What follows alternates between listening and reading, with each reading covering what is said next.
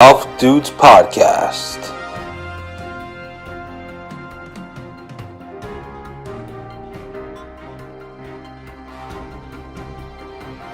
Here are the dudes.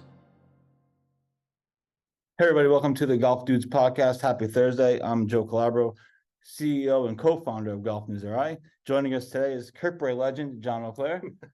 Thanks so much for doing this. I really appreciate it. Yeah, hopefully that was a little tongue-in-cheek, Kirkbrae legend, but I'm not. happy to be here. And before we started, I think I can speak for most of my my RIJ peers. Thank you for doing this. This is really fun to watch these. Honored to be on one finally. So thanks for doing this. You keep Rhode Island golf in the forefront for all of us. Well, we're doing the best we can. I appreciate the kind words and the support from yourself and everybody. That's been huge to have the top amateurs kind of support us and, text back when I text them something stupid. Yeah. Or, I texted Bobby Leopold last night about the Devil's Elbow thing that he's playing down in Punta Cana. He texted me back, with information. So thanks so much for that. No, I'm excited to do this. Listen, we've done this podcast a million times at the bar. We just didn't record it. So yeah, now we're, exactly. You know what I mean? Yeah. So now we're kind of recording it. But I find, what's awesome about you is you know everything. You've done so much. You've won so much. You've accomplished a lot in your career. After all these years, I mean, is golf still fun for you? You're still having just as much fun now as you did when you were a kid. I hope no one's eating while they're watching this because they just spit up their food with that little introduction. It is. I can't. If I'm not playing golf, I'm thinking about the next time I'm going to play, or thinking about the last time I played and what I should have done better. It's obviously a very important part of my life, and I'm having maybe more fun now than ever. I think as I got older, I have relaxed a little bit. That'll get other people spitting up their food, but not seriously. I keep it a little bit better in perspective. It's important to me, but it's not the most important thing. So you have to. It took me about 50 years to get to the point where I can play poorly and accept it and still have fun. Earlier in my career, if I played poorly, no one around me was going to have fun. So I think I'm better for the most part, but I absolutely still have fun doing it. And you're still playing at a high level, even with, you've been open about it, so I hope I'm not speaking out of school, but obviously you have a hip injury, and you're still playing competitively. You had a competitive summer. Obviously you would have liked to flip some of those results, I'm sure, but you've had a competitive summer. You played it really well, and you're still playing at a high level. I did, yeah, and I'm playing against the same guys I played with all my career. We're just all over 50 now, 55 now, playing in the seniors. A couple of years ago, a couple of friends, my son Brad and Mike Perry, my friend from Warwick, basically said, get up to the front tees, play against your senior peers.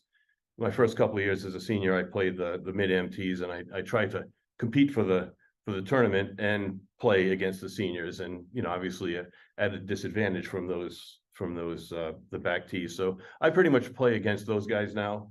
In some tournaments, you don't have a choice. The Rhode Island Am is against everyone, but yeah, the hip's getting fixed. So I've had a very good year actually. I had a chance to win every tournament from the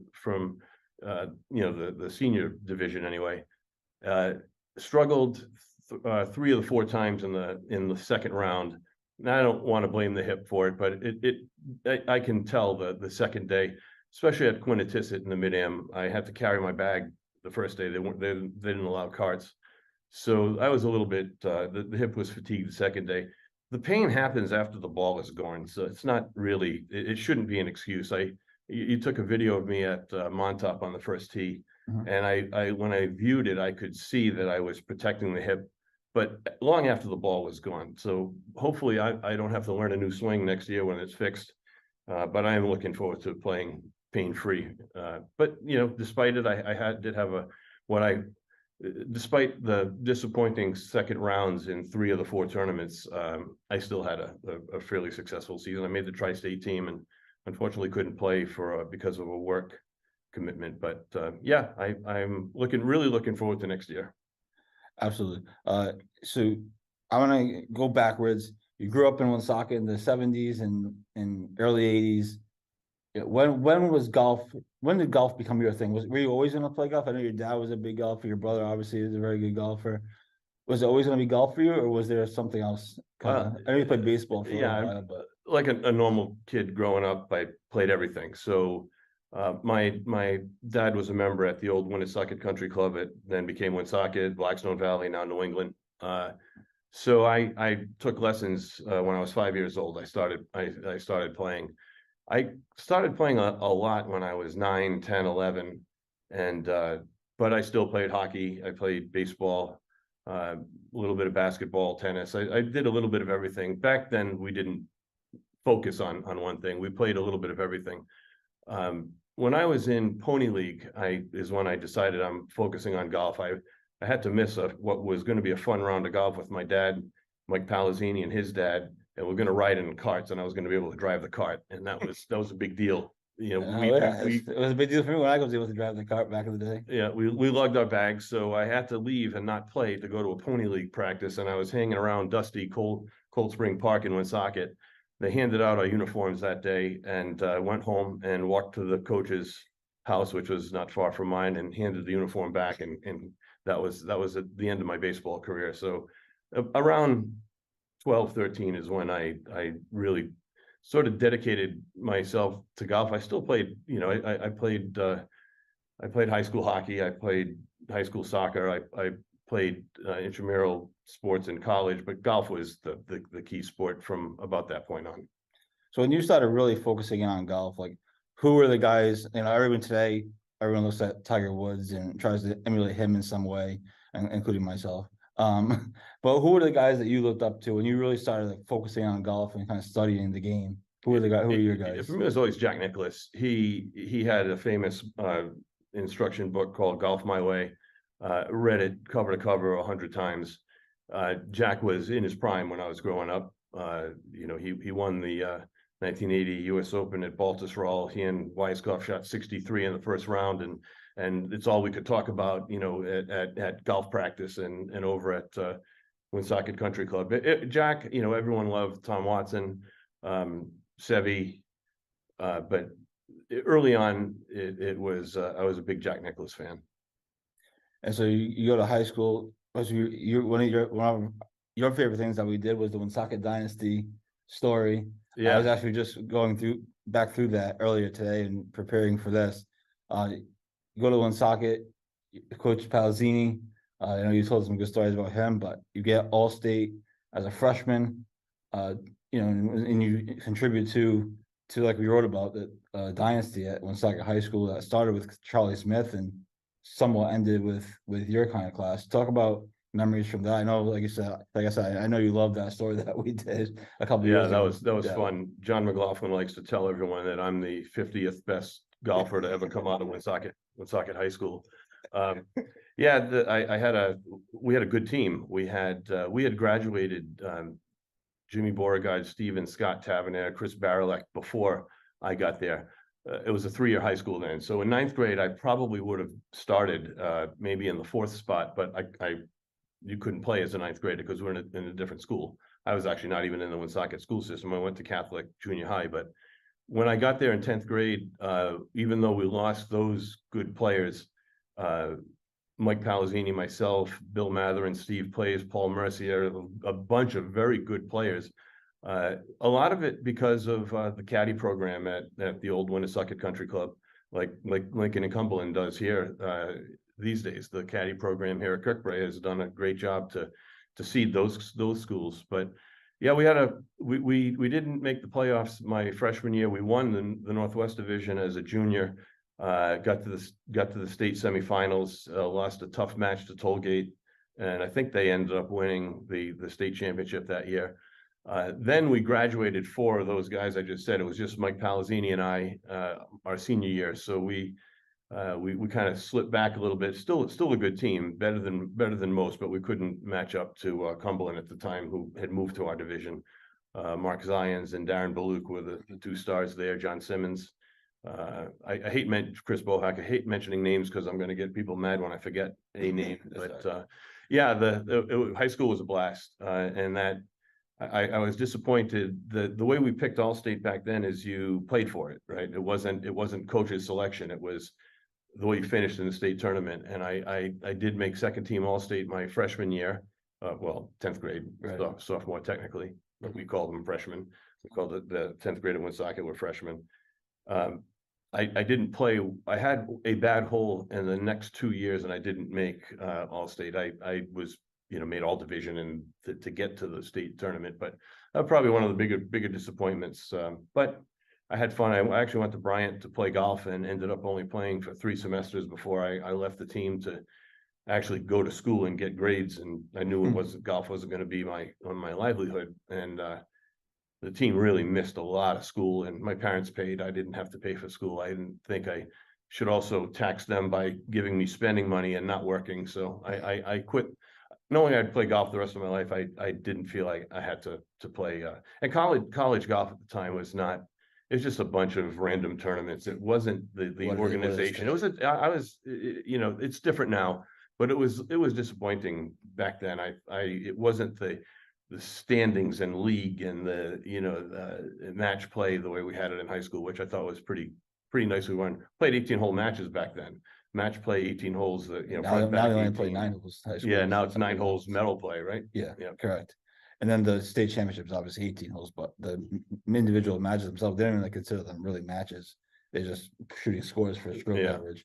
So that's interesting. So one of the things I was going to ask, because obviously you were a really good player, you were at the top of your game. So pros was never something you even remotely thought about. Oh no, I thought about it a lot, but that was it was something I actually was planning to do until I turned 16 and got a car and got a girlfriend and said, I don't need to be beating balls all day. I want to go to the beach and have some fun. And in fact, my dad would ask me, he would notice, like, hey, well, did you play today? No, I went to the beach with, and then I'd play in a tournament and, wouldn't shoot the scores he was expecting as well.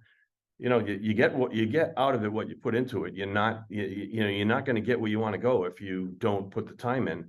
And about then I said, you know what, you're absolutely right. And I'm not willing to do that. I'm going to play golf my whole life again. I necessarily said that 10 times so far, but I'm not willing. I don't think I am willing to pay the price to get there.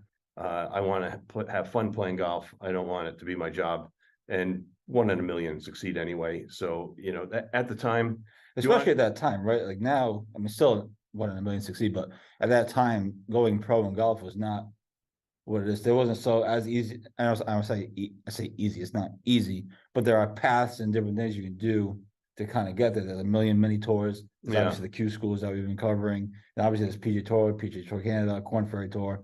Back then, that wasn't necessarily the case. There wasn't the case at all. 125 guys that could make a living doing it in the United States, and probably only 30 or 40 of them really made a good living.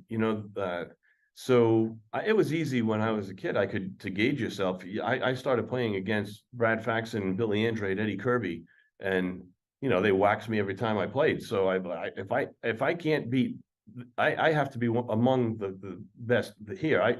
Dave Stordinger was another example of a kid that was just a tremendous player, and I was a rung below those guys. So it wasn't a tough decision. I probably would never have made it, and as I got settled in my career and I was able to join Kirkbrae in '92, I started playing a lot more golf and got back into competitive golf. And had played a lot of good golf back in the 90s and around the 2000 up to, as 2005, 6, I was still playing some pretty good golf. And, you try to judge yourself against the best, maybe 99, 2000. I was probably as good as anyone. I finished second in points. I made the semifinals of the state AM. I was, now the talent pool now is just way beyond what we played against then. So, it was an idea I had when I was a kid, early, younger, and then kind of got out of my system by the time I was maybe 16, and then decided that we'll have fun playing golf and not do it as a profession. But you had that confidence in yourself, like all you guys do. That if you really kind of put your mind to it, you might have a chance. Again, I thought that early when I was younger, and when I started playing against Those guys, Andrade and Faxon, Right. and saw how, and Billy and Eddie Kirby, to see how good they were, it was humbling, you know. Mhm. So still, you know, I still feel like there's areas of the game I can work on and improve, but it's I don't know, maybe it sounds like a cop out, didn't want to try, but I think it was more realistic. I got pretty good grades at Bryan. I got a good job out of school, and have had a good career, and have had nice work-life balance in my career where I could play a lot of golf and play competitively for a long time. No, it's not a cop out. It's not easy. I mean, we've been following the Q schools for the locals, and you know these kids all missed the cut at stage 1 of Q school. The cut was 11 under par for 4 rounds. I know. That's just to make the cut. That's Right, not winning the tournament. right. That's just making the cut. So it wasn't easy back then. It certainly is not easy today. One thing I did want to hit on, and we're gonna get to Kirkbrae.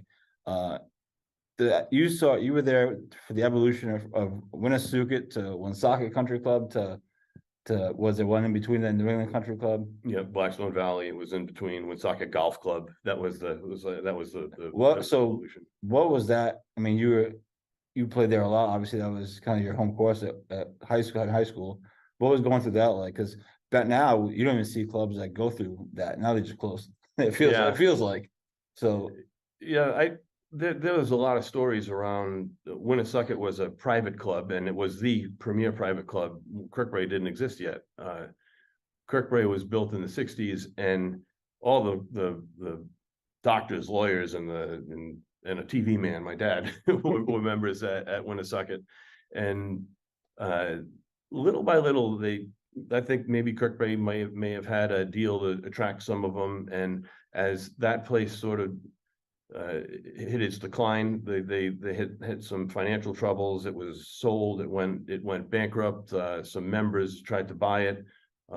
Ultimately, I think the bank took it over, and then Archie Boulay, the coach at Bryant, bought it and renamed it Woonsocket Golf Club sometime around 77, 78, and got kind of had a lot of good bones to work with, and Archie did a nice job for a number of years, but the place seemed to be cursed. Whoever owned it, some bad things happened.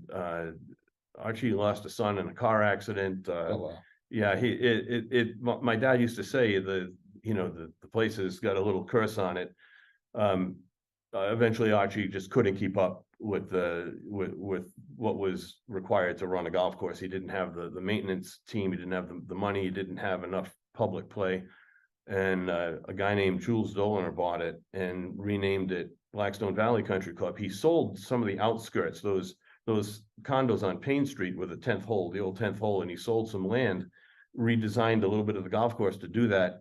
And maybe the only guy to ever make any money with the place.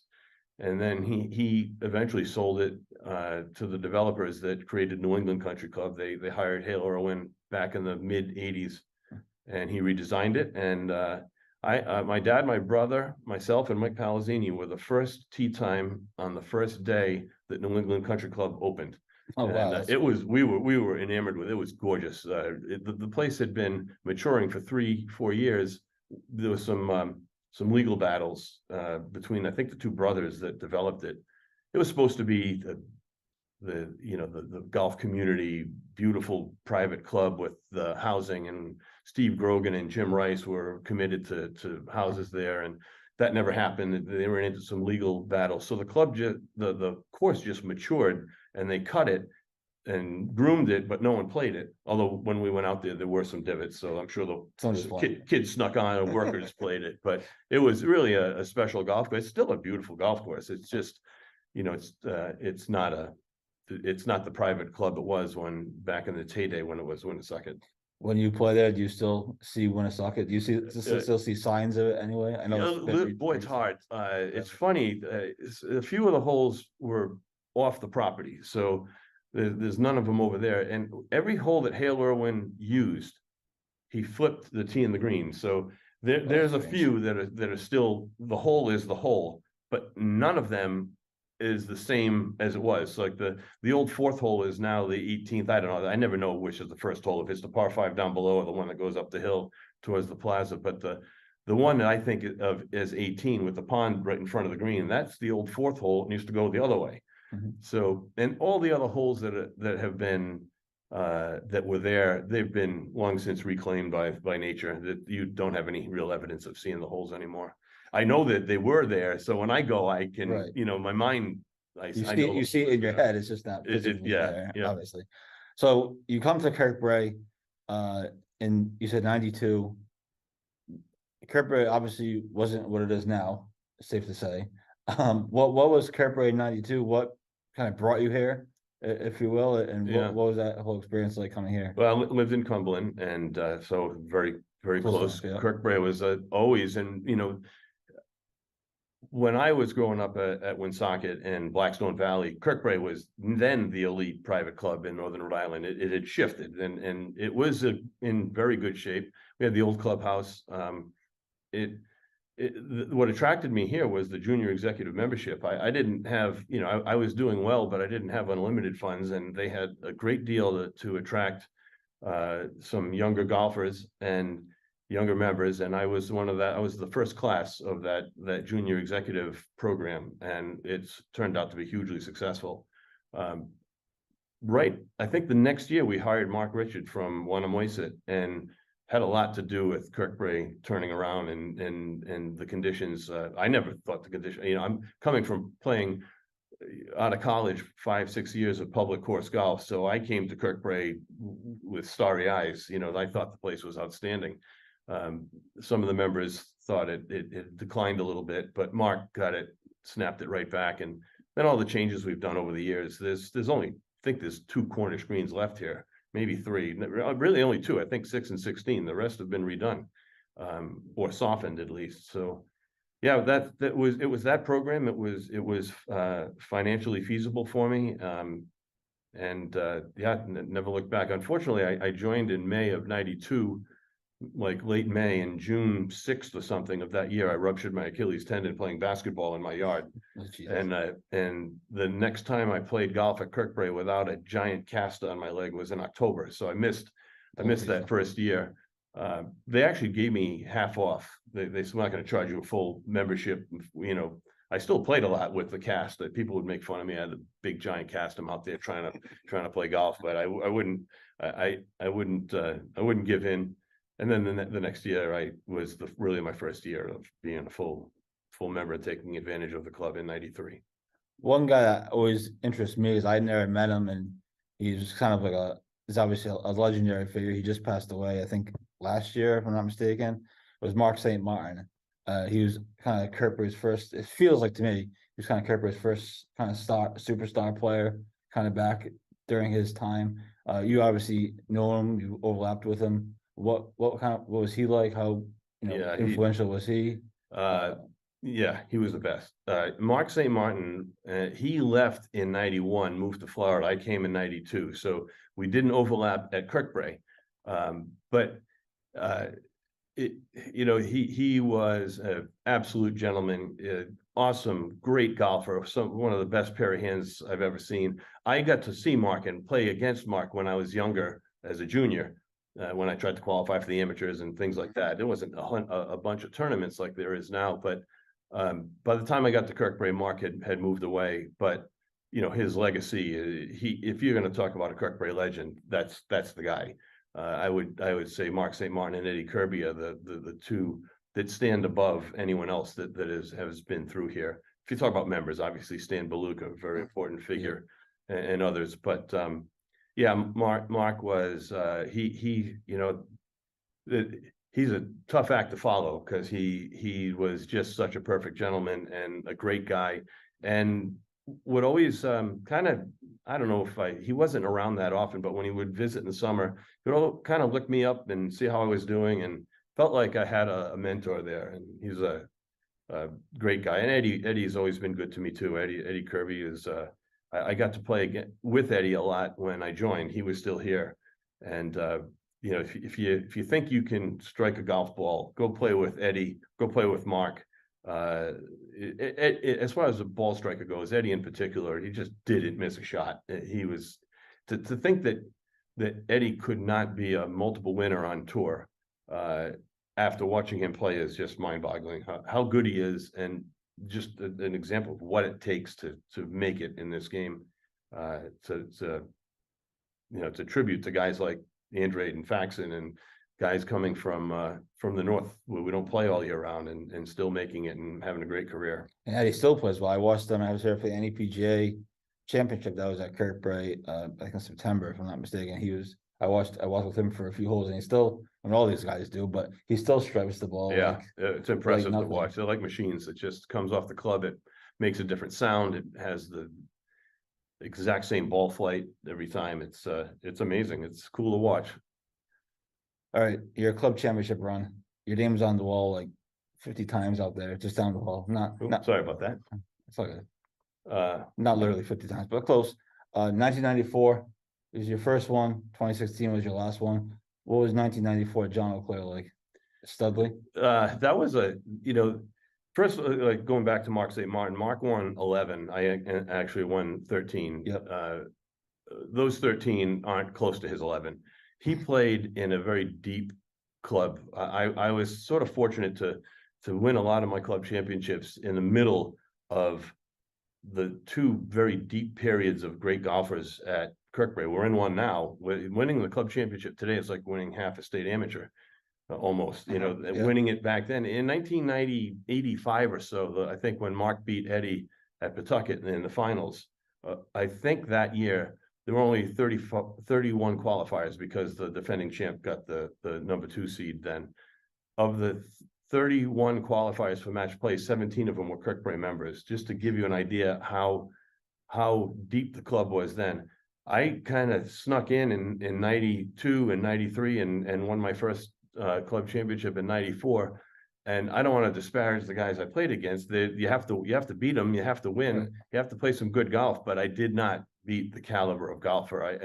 Anyone I beat wouldn't take that as I don't believe would take that as I'm being unfair. It's just that it's just a fact that the club was very deep way back when, and it's very deep again now. But that first one was special. You want to get that out of the way, and then I ended up winning two more after that, and then I kind of lost in 94, 5, 6. So 97, I kind of lost my fire and lost in the first round to Bobby Corio, who was a good player at the time. Mm-hmm. And then after I lost that match, I realized I don't like that. I don't want to be the club champ. I don't want to, I don't want to be the former club champ. So I kept the run going for a little while. We had some good players. Danny Pilkington was always a good player. We had Mike. Oh, for God's sake, I hope he's not watching this. I'm trying to think of some of the, the last one was special too. I had to beat Tommy McCormick in that one. So that was that was in my 50s. I won that one in 16. I was 50, 51, 52. Mm-hmm. That was a special one because I feel like I that win against Tommy, who was, an elite player in the state, and kind of that one really counted. I had to, and now we've got studs here now. We've got I think Kirkbrae had 4 of the top 13 in points. Larry Lafauci, Tommy McCormick, Hamilton, Brad Voy, he's a corporate member, doesn't get to play in club championship, but still Kirkbrae member. And then I was pretty high up in the senior points. So we got a deep and not to mention Derek Audette and Pat Healy and Nicky Sal and Sam Lombardi. You're going to hear those names. They're good players and tough to beat at Kirkbrae. So I don't want to keep going because I'm going to forget some people and get in trouble. But I mean, Mike and Larry and Tommy are they're elite state players. They recently won. All 3 have won recent RIJ championships. They're all 3 made the tri-state team. It's a deep club now. It was a deep club way back then, and my little run happened in the middle. But you've still got to be playing good golf, like you said. You were on top of your game. You get to the Northeast Amateur in 2000. I know you have a funny story about that. You played good in the first round, and then not so Yeah. much after that. But what was the Northeast Amateur? I mean, obviously at the time that was still a big deal. Oh, yeah, play that in was, that, and it's hard for a Rhode Islander to get in that. I got the invite based on finishing second in the points the year before.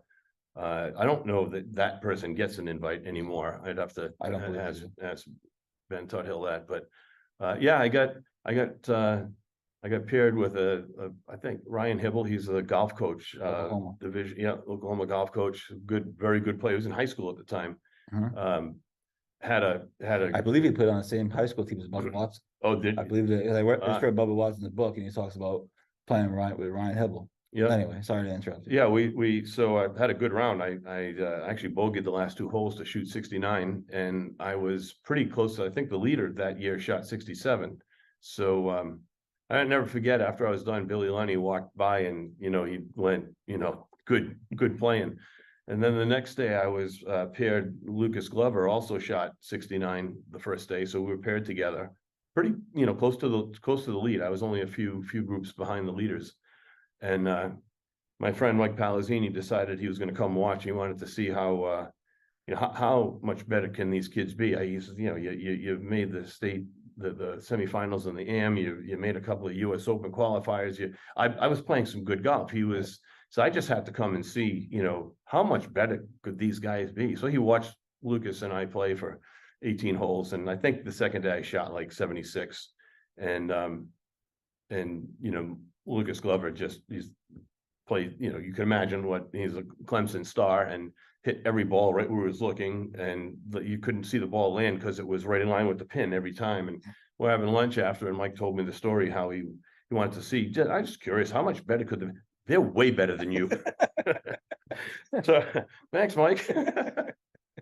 So we finished our hamburger and we went home, and I came back for 2 more days. It's kind of similar, shot in the mid-high 70s, and didn't finish last. I broke 300, which was one of the things going in. I was hoping to do. It's a tough golf course, and the difference in the way it was set up in the first day, where they had the members play with the amateurs, a little bit of a pro-am kind of format, versus the Sunday pins and the Sunday tees and the Sunday rough, which hadn't been touched, and it was a very different golf course, but always a bear to play one way. So that's interesting. The first round of the Northeast Am used to be like a pro-am back then. Yeah. Because now it's just 4 straight stroke players. Yeah, Ryan and I played with 2 members, and they probably have to pony up some dough to play to support the tournament. I'm not sure how long. That's the only time I got invited.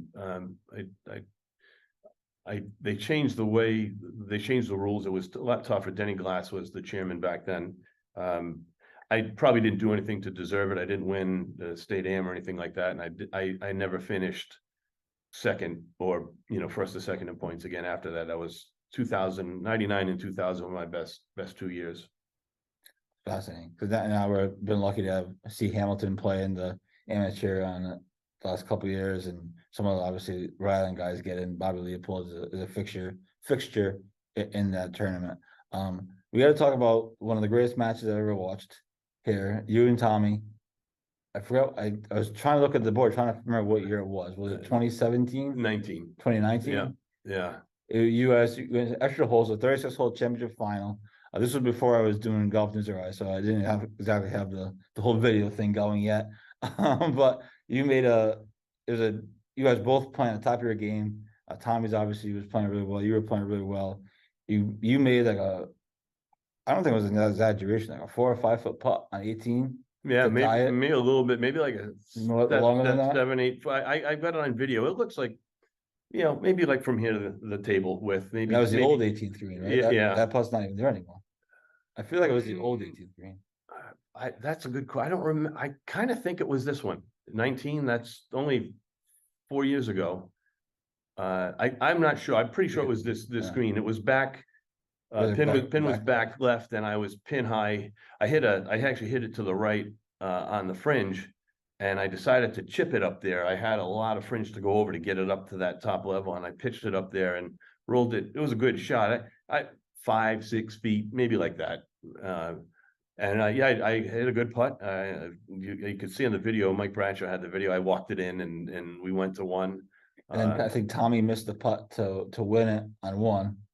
Tommy missed the putt to win on one. Again, it wasn't like a give me by any stretch. And then he went. I think he closed it out. He birdied too. On Yeah. two.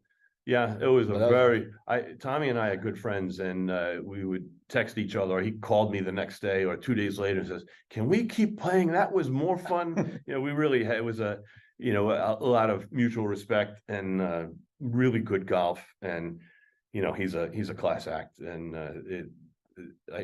that's the second time we met in the finals. I beat him in 16, he beat me in 19, but he really has gotten the better of me in early rounds. I think probably met in the semis at least 4 times, and he's won all of them. So I seem to give him a better match in 36 than I do in 18. But yeah, that was a lot of fun. That was the last time I was in the finals. Hamilton's kind of taking over. Yeah. You got to be in the other bracket, and then you got to play him in 36, and probably got to beat Derek and Tommy and Larry to get there. So it's tough.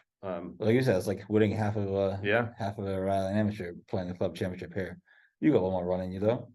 I hope so. One more run, one more Tiger. If I could pick when it would be, I would like to do it in 2025, because I'll be in my 60s, and then I can say I won in my 20s, 30s, 40s, 50s, and 60s. So that's a tall order. I'm not getting any younger, but maybe with the bionic hip, I might be able to compete. We'll see. I'm looking forward to it anyway. Absolutely, you got to make one more run. We've talked about it through the interviewer conversation. The state of golf in Rhode Island today is going to be as good as it's been. It feels like to me it's as good as it's been. Yeah, in a while. Probably as good as it's ever been. I mean, if you look at the young kids, we got 3. We've got 3 of them. We just talked about them trying to make the tours. Andrew and Patrick Welsh and Davis.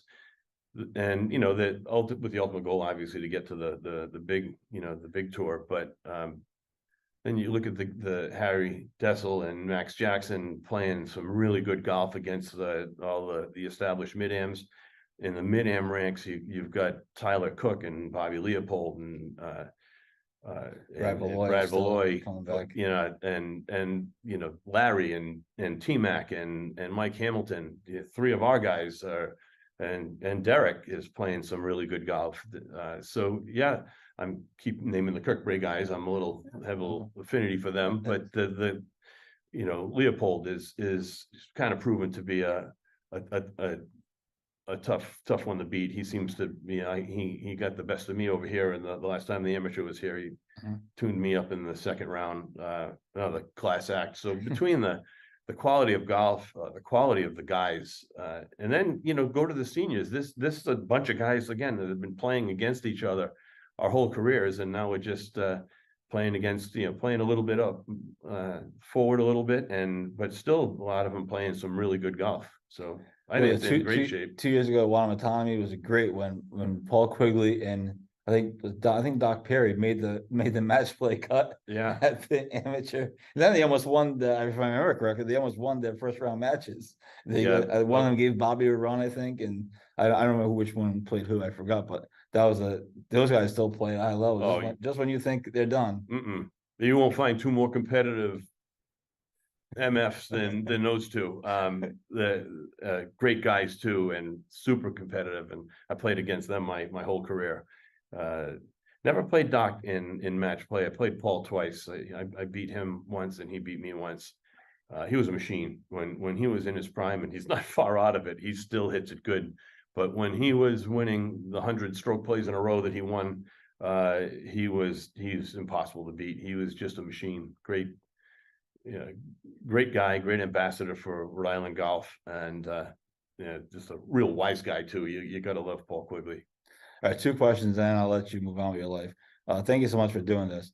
One, what are your top 2 or 3 matches that you've played in that stick out? If you had to recount kind of your career, what are 2 or 3 matches, win or lose? I mean, certainly you put a Tommy McCormick match in there if you want, that kind of stick out there. Like, that was friggin' awesome, or boy, I'm the friggin' man. Yeah. Boy, the run I had in 99 in the Rhode Island Amateurs, against, in the second round, I played, no, in the quarters, I played Paul. That was a really good match. I beat Paul, I think 3-2. I didn't get to C17, which kind of cost me a little bit in the second round, that day. I played Tuthill. So that run, and if I think of the match that stands out in my life, that if you want to know every single shot, I can tell you, is the match in the semifinals that year against Ben Tuthill. He came out flat and I was playing great, and I built up maybe a 5-hole lead after 9. He birdied 11, made like a 40-footer for par out of nowhere on 12, and I had a 4-footer to now, I thought, to win the hole before he putted, and now the 4-footer was to tie, and I missed it. We both almost eagled 13, and we both birdied it. I had a good up and down on 14, and we both birdied 15. Get to 16, 2 up with 3 to go. I hit 3 fairways, I hit 3 greens, I made 3 pars, and lost the match. And Ben's putts, the putt he had on 16, he was back right at Triggs, and the pin was front left, and I had about an 18-footer straight in birdie putt from a little below the hole. And my caddy, Steve Plays at the time, said, this probably to win the match, and then Ben hit his putt, and it's going along the top of the green and makes the turn, and it's got some speed. He said, well, you might be able to 2-putt to win the match. It hits the back of the hole, jumps up about a foot, and then goes down. So birdie. I missed my putt. Hit a decent putt, didn't go in. 17, he had about, I don't know, 40 feet, and he and his caddy, Mickey Hogan, misread it, but he also mishit it. So he walked after it as soon as he mishit it, because he knew he missed it. And it wasn't a walk after, like, oh, damn, he's walking after it. Right. He also misread it, rolled into the middle of the hole, and won that hole with a birdie. I had already putted. I was outside of him. I hit it close. He conceded the par. And we get on 18, and got distracted over my second shot, and I didn't hit I hit a really good drive. I didn't hit a very good wedge in there. I had probably about 45 feet. Ben had a really poor drive out to the right and hit it about 46 feet, about 44 feet, right in my line. So I putted first, hit a pretty good putt. It didn't go in, it rolled about 5 feet by. And now Ben's putting, and you would expect him to 2-putt, and you expect me to have to make this 5-footer to force sudden death now. And I said to my caddy, I said, God, out of all all this work, these 5 days, and he said, just shut up. You have stroked it beautifully. You haven't missed. Just get up and knock that in like you've been doing for all week. And it didn't matter, because Ben rolled in his 45-footer and won the match, 1 up. So can't tell, I have kind of, that was burned in memory. That is, if I have to pick one match, the Tommy McCormick match was another one. If I have to ask for 3, the next one has to be a club championship final against Dr. Cav. He played great in the morning, made everything he looked at, shot even par. I didn't play awesome. I played okay, but I probably was 5 over maybe, and he was 5 up after 18 holes. So we come in for breakfast in between the morning round and the second round, which probably teed off at 11. And I went out on the putting green and figured something out. I was stopping I wasn't following through properly. I figured it out and just went out and started rolling everything in. And I won 10 of the next 14 holes and won the match 5-4 after being 5 down. And we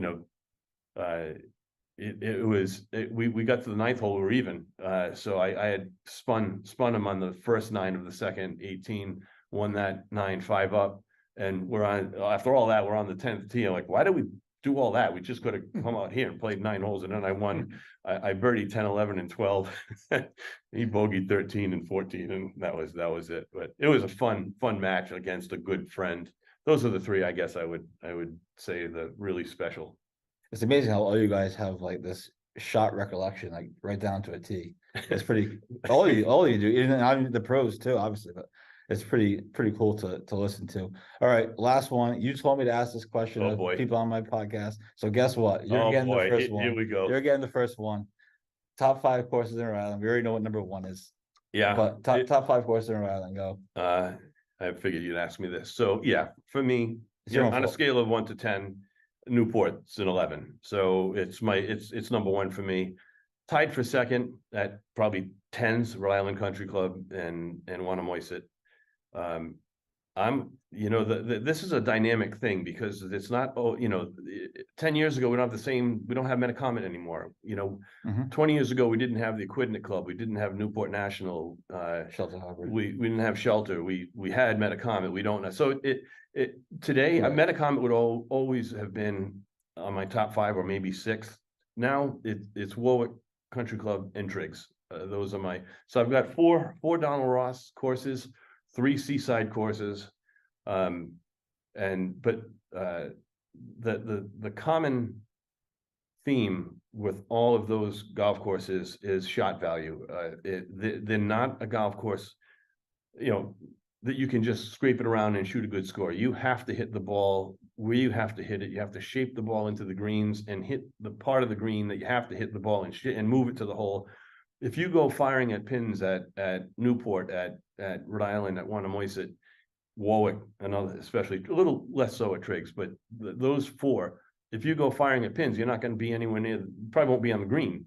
You have to funnel the ball, you have to work the ball. They put a premium on ball striking and being able to read and stroke your putts on the line. But those are I'm making I'm justifying my picks, but those are mine. And this, honorable mention, I would probably go with Sakonnet and Shelter, another Donald Ross course. And Shelter is just a magnificent place. It's not steeped in history like some of the others. And Newport is arguably the home of golf in the United States. It's held the first U.S. Open, the first USAM. It held US Senior Open next year. Yeah, it's held a number of USGA championships. When Theodore Havemeyer went over to France and saw these Europeans playing this odd game, he brought it back to the United States and was one of the oldest clubs and the founding members of the USGA. So it's not only that history and tradition, it happens to it's the north-south hole orientation. It's the ocean right there. It's tucked in this corner of Newport, the playground of the richest of the rich, and especially in the Gilded Age. It's and 18 just magnificent golf holes that change from 10 in the morning to 11 in the morning, depending on the wind. And so those are mine. I'm curious to see what others say. I can't imagine too many guys will have Newport, Rhode Island, and Wannamoisett not in their top 5. They're just special places. Yeah, I've only played Newport once. I was lucky enough to play it last year, and I played Shelter a bunch of years ago. My favorite course to play, we've talked about this, is Wannamoisett, just because I played there a lot and the history there. But again, the caveat is I've only played Newport once and Shelter once a long time ago. So it's not like I have a lot to go on. But anytime you get to play any of those places, at least for me, you get to play them all the time. It's always a treat. Yeah, arguing about what's better, Wannamoisett or Newport or Shelter is like arguing which Sports Illustrated model is prettier than the other one. It's like they're all awesome. So it's just an opinion, and we're skewed by the way the course suits our eye. I try to be objective, but I play those 5 golf courses better than I play a lot of others. And I don't play Sakonnet particularly well. But it's just such a magnificent piece of property and 18 beautiful holes. It's just off my probably 6th, right? Awesome. Listen, thank you so much for doing this. I really appreciate it. It was a lot of fun. You're right. Thank you. Of course. Anytime. All right. Anytime. We'll have you back on for part 2 one day. All right. Win the next club championship. Thanks to everyone for tuning in. This is the Golf Dudes podcast. Stay tuned to GolfNewsRI.com all weekend long. We're tracking Vinny Papa down at the Nota Big A Junior Girls National Championship, and we're tracking Bobby Leopold at the Devil's Elbow Mid-Am Invitation. Say that 5 times fast. And the winner of that gets the PGA Tour start, amazingly. So, Wow, cool. so we're tracking that all weekend long on GolfNewsRI.com, and we'll talk to you there. Hope everyone has a great weekend. And again, thanks for all your continued support and for tuning in. Peace. Bye, everyone.